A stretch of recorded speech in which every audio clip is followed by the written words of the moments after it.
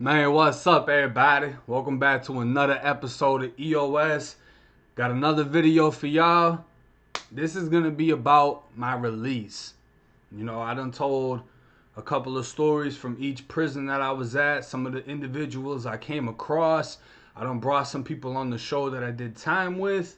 This story right here is really gonna give y'all an insight on the reason why I'm doing what I'm doing, trying to stay consistent with YouTube, and also trying to stay consistent with bringing people on to the show or sharing people's stories that aren't in the position to voice their story. You know what I mean? Giving a voice to people that do not currently have one because of their incarceration.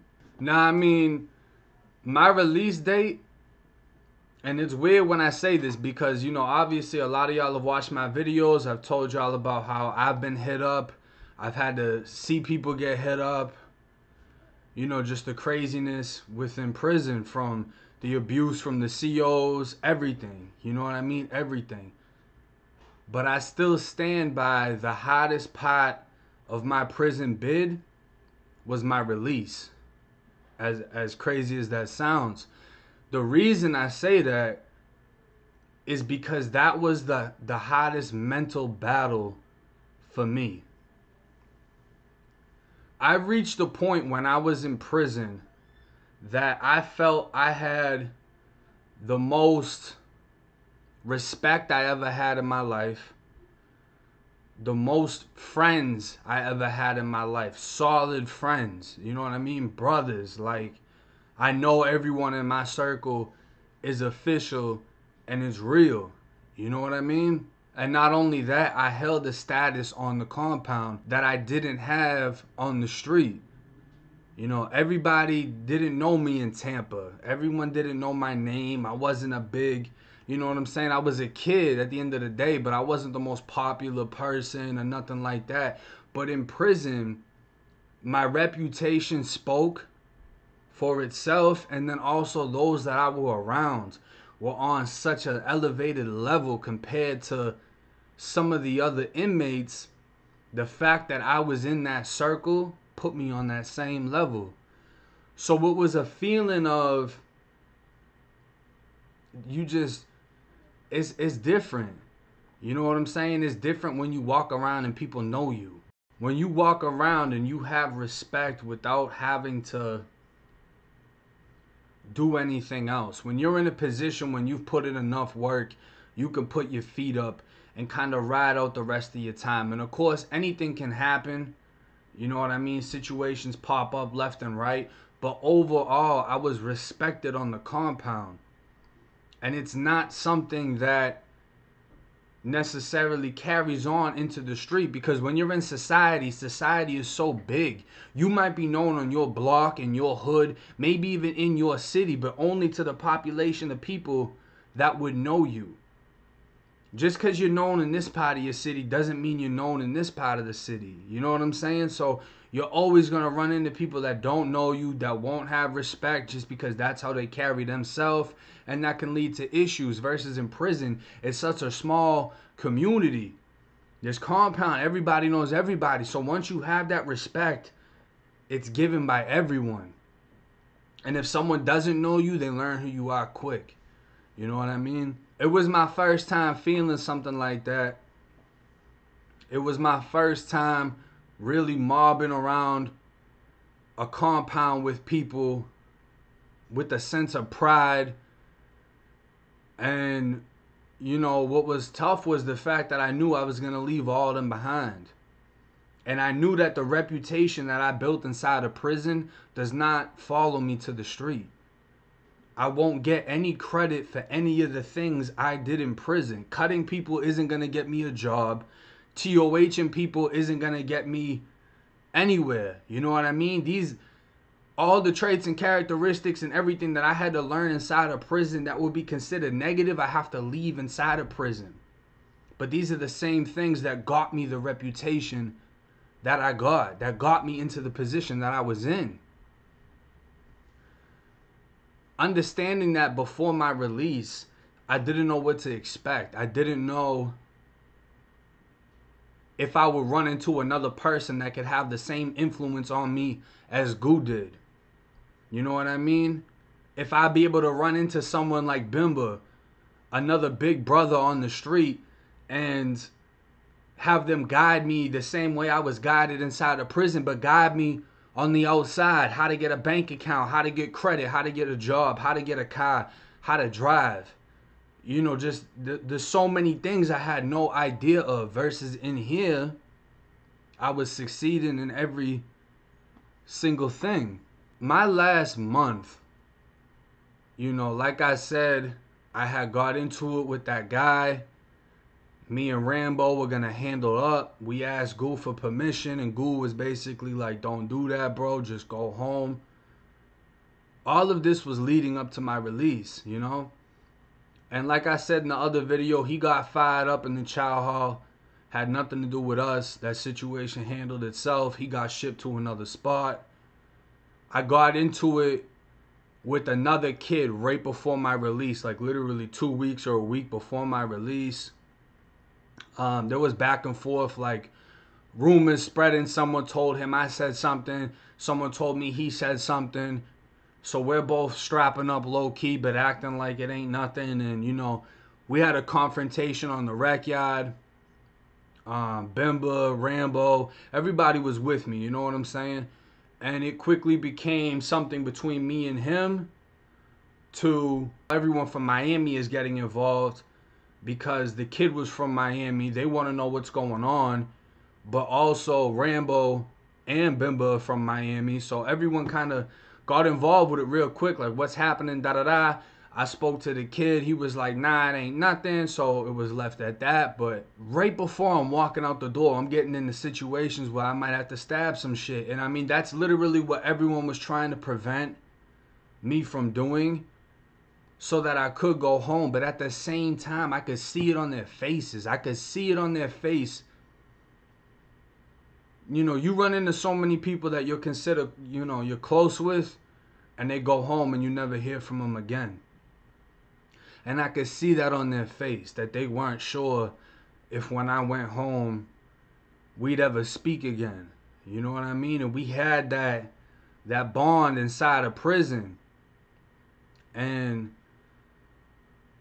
I mean, it doesn't matter at some points, you know what I'm saying? You know, when someone goes home, they got so much else to focus on, and, you know, they don't really want to look back. They don't want to involve themselves with prison again. They don't want to put themselves back into that place and feel that same energy and have that same mentality and that mindset, because leaving prison with that mentality will lead you back to prison. So it's something that people want to break, and along the way, they break ties and they break all the bonds that they had, and they just leave everything in the past. And I mean, with people like Goose and Bebo and Savage that got years left. I'm talking about a lot of years left. You know what I'm saying? Like release dates in the 30s, 40s, 50s. I could see it on their face, and it was like there was a different kind of energy when we got around each other, because it was almost like they were mentally preparing themselves for me not being around anymore. And it was like they kind of wanted to fall back a little bit. And I can understand that, because, you know, when some of my dogs went home, as much as I was happy for them, it messes with you too. You know what I mean? Like, I don't want you to stay in prison with me, obviously, but I enjoy your company as a person. You know what I'm saying? Your uplifting spirit might be helping me through my bid.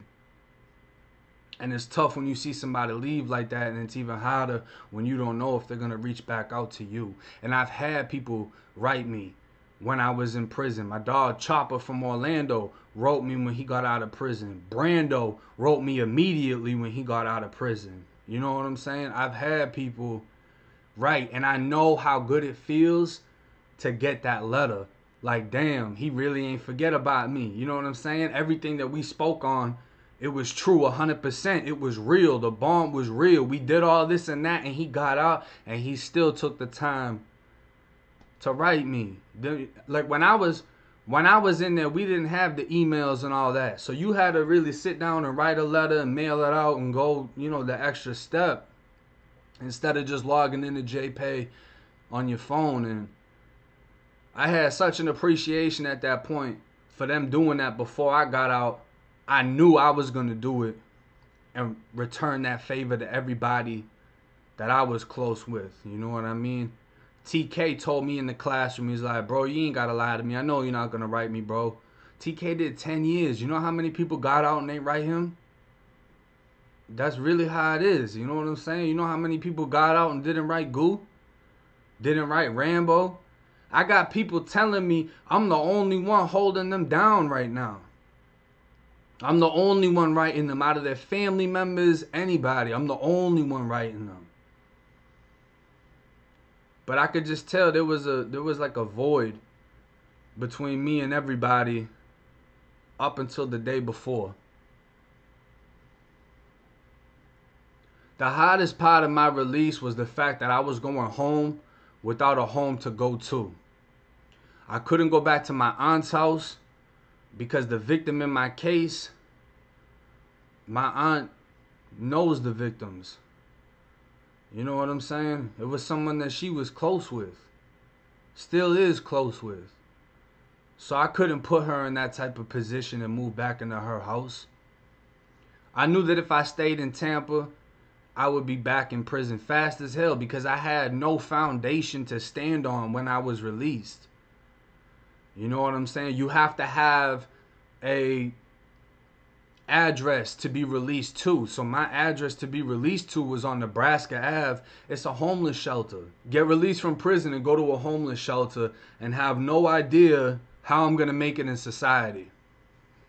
My mother had started writing me towards the end of my bid, and you know, she gave me the option that if I wanted to come up to Boston with her. Our relationship has always been off and on. There's been years when we didn't have any contact, especially when I moved down to Florida. I lost contact with all of my family members, and I felt like, why should I reach out to you? Why should this be one-sided? You should be reaching out to me. I'm the kid. So I held that against a lot of my family members, and I was hesitant to, you know, get back in contact with people, and I still am that way to this day. I decided that when I was released, I would take the Greyhound, the bus, to my aunt's house, tell her I love her, hang out with her, and me and my mother were going to drive back up to Boston. It was just such a mental battle. Every day I couldn't imagine going home. I'm thinking something's going to happen. Either I'm going to get picked up on new charges right before I get released, and I'm going to get transferred to the courthouse, and they're going to tell me I got some crazy thing that they found evidence on that I did back in the day.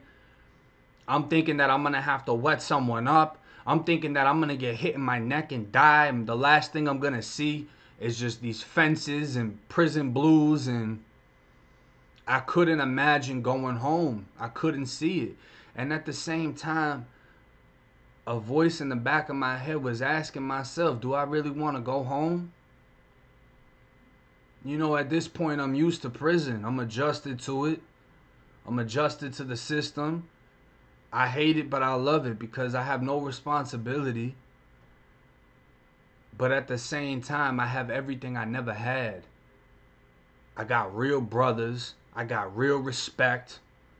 I got a real reputation. Everything I wanted on the street, I got it in prison. And I'm just being honest here. You know what I'm saying? I know people are going to be like, why would you want to stay in prison? Why would you want to? It's the same reason that a lot of people go back to prison. It's easy to become institutionalized, and it's easy to have everything done for you. Once you have a reputation, you don't want to lose that reputation. You know what I'm saying? Imagine being Floyd Mayweather, you're 50-0, but no one knows. What's the point? No one knows that you're a championship boxer. No one knows all the work you put in. What's the point? You know what I mean? And in there, everyone knew everything that I did. And I never had that type of respect on the street. I was always trying to prove myself on the street. Always, always. And to finally have that, And to have achieved that, and to have come across people that took me under their wing and taught me so much, it was tough leaving that behind. And at the end of the day, I was also leaving them behind to fight a battle. The constant wars that we would get into, and I wouldn't be there when it went down. So I'm thinking about, what if I get out and Goose gets stabbed because I wasn't there, or Rambo, or any of them? You know what I'm saying? I just had a loyalty, you know what I mean? And it's like I've never been in the military, but that's the only thing I could imagine comparing it to is when it's a soldier's time to go home and his brothers are still at war. You know what I mean? You don't want to be there, but you don't want to leave alone either. You want to bring them with you. That's how I felt. I couldn't picture going home. I couldn't imagine it. I couldn't imagine how it was going to be. And I was honestly scared to go home. I didn't know if when I got out, someone's going to be waiting to shoot me. Someone that I had did something to in the past that I probably forgot about. Waiting for me at the Greyhound station. Waiting for me in my aunt's house. The second I get there, I get shot. Because like I said, there was so many people I knew that went home and just died and got killed. I thought Red Light was dead. Angel got killed. You know what I'm saying? Like, immediately. Right after release. Like, there was just so many things in my head. Running through my head constantly. As like, my last couple days, as the days got closer, I couldn't sleep. I barely wanted to go to chow. I didn't really want to go to rec at that point. I didn't want to risk anything. You know what I mean? But obviously I still went and I still walked around with a big ass knife and still was ready to go. But I just felt more cautious about things and I got quieter and more observant because I was like, these are the last days. These are the last days that I really need to make sure I don't die. My last day, everybody was up in my face. Everybody was embracing me. You know what I mean? Everybody coming up. Goose actually had went to confinement a couple of days before my release. So I actually didn't get to see him on my last day. Rambo had came through. And, Rambo's like, "Big, you better write me. I'm going to fuck you up. You don't write me." Like, that's my dog, man. Everybody was just in my chest, you know what I'm saying? Telling me when I get out, do good. Leave the bullshit in the past. And just succeed. Live for everybody that's not out there, Goose told me so much. Before I went home, we really didn't need that last day to speak on anything. Because he was preparing me the whole time I knew him. And he was also able to get a kite to me the day before I went home. You know what I'm saying? He wrote me a letter basically wishing me the best. And just getting that kite from bro right before I went home meant so much. You know what I mean? Because I ain't want to leave none of them behind for real. But, we locked down that night. It was me and my roommate Dollar. And we stayed up the whole night. We was smoking tobacco, smoking K2. We were playing chess, just hanging out, because I knew I wasn't going to be able to sleep. I gave away all my stuff to my brothers, my uniforms, my Air Forces, all my tattoo pictures and artwork I gave to Bebo because he was the tattoo man. I made sure everybody I was close with got hooked up, you know what I'm saying? Gave everything away. And, late that night, my door pops. And I hear it on the intercom, tell me pack it up. I'm pumped. All I really brought with me was like my paperwork and my letters and all that. Everything else I left. I dapped up Dollar. I shouted out to a couple of people that was in their room sleeping. They came to the window. And I walked out. And I had to go stand up at center gate inside of the cage, right next to where Buddy got killed at. You know, he got killed at center gate, and they put everybody inside of the cages at center gate. So everyone that was in the cage is just looking at him choking on the floor, bleeding out. And they got me in this cage at like 4 or 5 in the morning. It's still dark out. It's cold. And, you know, I'm by myself in this cage. And I had to sit there for a few, you know, probably an hour or two until classification was ready for me to go there. And I'm just looking out at the compound. It's quiet. You know, no one's out. It's dark. I'm looking up at the stars. I'm just trying to take it all in. Like, I'm really about to walk out of this prison. And I'm looking down at the spot where he bled out at. Where he was choking on his blood, and they had to pressure wash the blood off the concrete because the sun stained the blood. And I'm just taking everything in. You know what I'm saying? This is the same center gate that me and Bimba had to slide through so we can slide to the other dorm and run down on the dude. This is the same center gate that dude tried to run up on me, but I had the knife on me.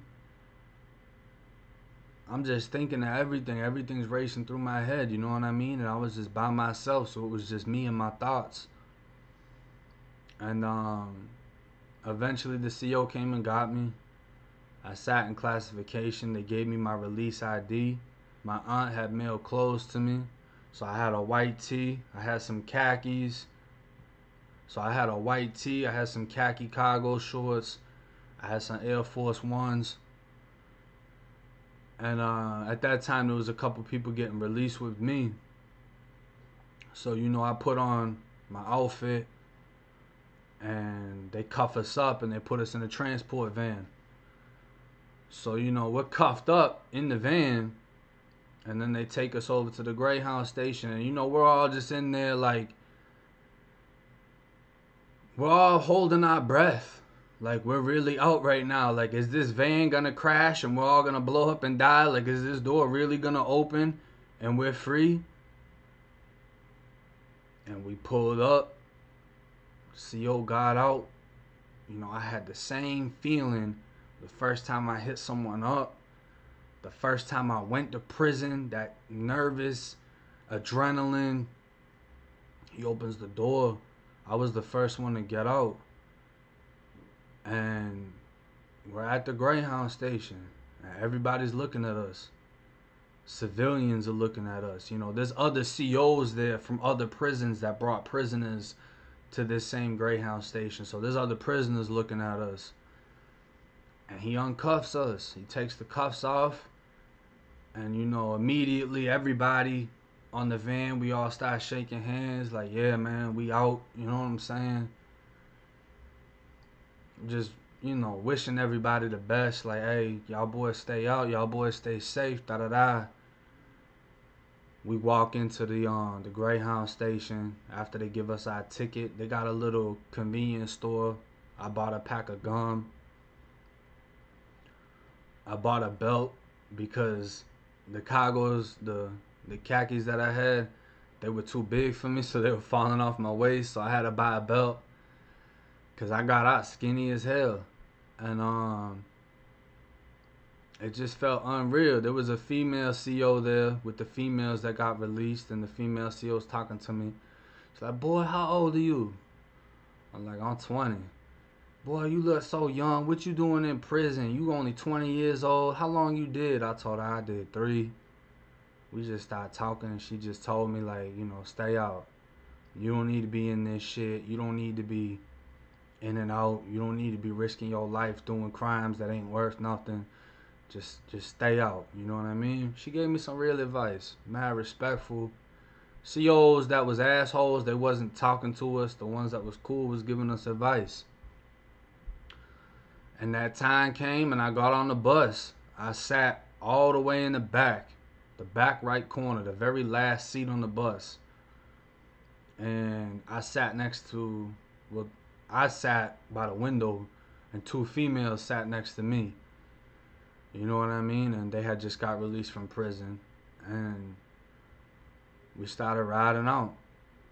And I mean, the whole time I'm just looking out the window, just observing everything, just looking at everything. I really didn't have too much to say. I'm chewing on my gum. I haven't tasted gum in 3 years. I'm just trying to take it all in at this point. It doesn't feel real. Nothing feels real at this point. You know what I mean? I don't feel like I'm really here, that this is really happening. We stopped at a gas station. I went in, I copped some Newports. I smoked one Newport probably halfway. I felt like I was going to throw up. Because you got to think, when we smoke cigarettes, it's a little, we break down one cigarette into 6 pieces. So to just smoke half of that at one time, I was dying. I felt sick as hell. I got back on the bus feeling car sick. Like, eventually the 2 ladies next to me, they got off at their spot. And, you know, they said what they said, like, stay out, stay safe, da-da-da. And a black lady came through and sat next to me, and it was just me and her. And she was like an OG. She probably like late 30s. She had a scar on her neck and a scar on her face. She had got cut with a razor. She did time in prison, but she wasn't just released. She was just taking a Greyhound somewhere. And she knew I was just released, just off of what I was wearing, and I had a bag full of DOC stuff. She was an OG for real though. She just started giving me mad advice. First quarter, she busts open her purse and gives me mad cigarettes. And you know, she just giving me the game, telling me how it is when you get out, telling me what I need to focus on, how I need to act, how I need to react to things, what to expect. And then eventually my stop came. And I got off the bus and I seen my aunt and I seen my mother. Hugged them up. And it was just unreal, you know what I'm saying, seeing them, because obviously they look older. They don't look how when you remember them. My aunt really didn't look older. My aunt still looked the same. You know what I mean? She still looked the same to me, but it had been like 8 years since I seen my mother. So that was a different feeling. That was a different, you know what I'm saying? I was more happy to be out than happy to see her. That's just how I was just grateful to be out at that point. I didn't really know how to feel seeing her. You know what I'm saying? But anytime you get out of prison or you haven't seen somebody for so many years, it hurts you a little piece when you see them look older. You know what I mean? But we went back to my aunt's house. And, you know, the first thing I ate was a Publix sub. I had Sprite. I had some chips. Was hanging out. And I watched a movie at my aunt's. And then me and my mother slid to the hotel. When I got to the hotel, it just felt unreal. Like, you know, my mom took me to the mall, got me right. I got an outfit. You know what I'm saying? I'm looking at all the girls in the mall like, damn, look at that baby. Look at her right there. Damn, look at these females. Like, you know, because you just seeing so much at one time. You used to barely any colors in prison. Now I'm seeing all these vibrant colors. I'm seeing different styles of clothing. I'm seeing different women, different outfits. You know what I mean? Just everything is just, you're taking it all in at one time. But at the same time, I'm watching everyone that's behind me. I'm hesitant to walk into a group of people. I'm in, you know, Foot Locker with my back to the wall, trying to act as normal as possible.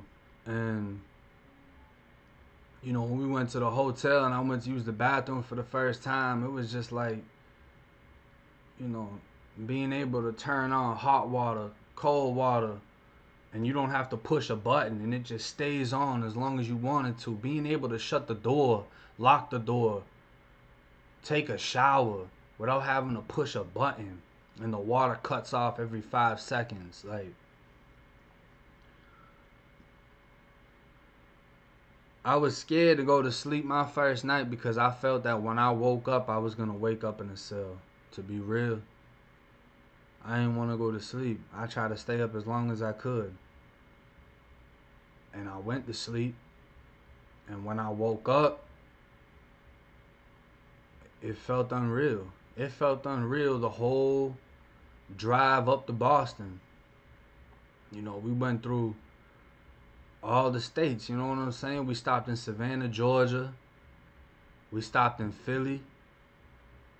And then we made it all the way up, you know what I'm saying? But everything about it felt unreal. Nothing, I just couldn't believe it. I can't describe it more than that. I just couldn't believe I was free.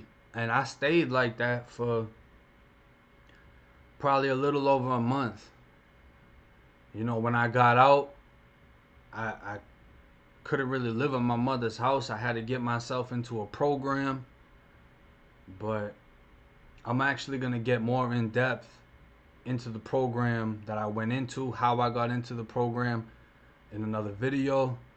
But I just wanted to let y'all know how it was to be released, the feelings, the emotions, and everything leading up to being released.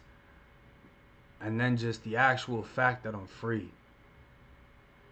You know what I'm saying? The adjustment, I gotta make another video on that because that's a whole nother element in itself. But just to sum it up, I couldn't believe it. I couldn't believe I was free. I couldn't believe how it felt. It felt like I was walking in a dream. And I had prison dreams probably for like 2-3 months before it finally broke. You know, I would have dreams I'm in society. I would be at a mall, but there's COs. I would have dreams I'm at a beach, but there's a prison fence. Just all of my dreams always has something prison intertwined with it. The same type of dreams I started having in county jail. I would have dreams I was still free. I'd be in a classroom in school, but the teacher had a uniform on, a sheriff officer uniform. Like, it's not just you and how you act that becomes institutionalized. Your whole mind, your whole mentality, even your dreams are affected. And sometimes I still, to this day, have these dreams. Sometimes after I make videos, the night after I make a video, I'll have a dream where I'm back in prison. I'm back around Rambo and Goose and all them. You know what I'm saying? It affects your mind so much. But hey, I hope y'all enjoyed this video. I hope y'all enjoyed me giving y'all this insight on how it was for me being released. I'm rocking with y'all like y'all rocking with me. Till next time.